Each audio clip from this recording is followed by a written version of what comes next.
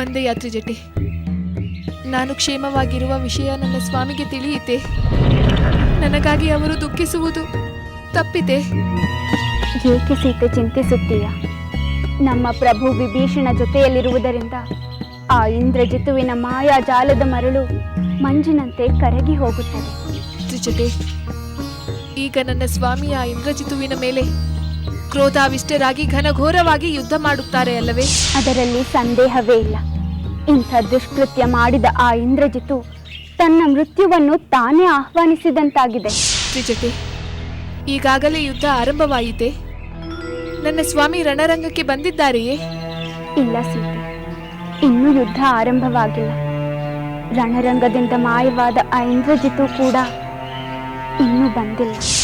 ಮರಣ ಭಯದಿಂದ ಆ ಇಂದ್ರಜಿತು ಮತ್ತೆ ರಣರಂಗಕ್ಕೆ ಬರುವುದೇ ಇಲ್ಲವೇ? ಬರುತ್ತಾನೆ ಸೀತೆ, ಖಂಡಿತ ಬಂದೇ ಬರುತ್ತಾನೆ. ಅವನು ತನ್ನ ಶಕ್ತಿ ಹೆಚ್ಚಿಸಿಕೊಂಡು ಬರುತ್ತಾನೆ.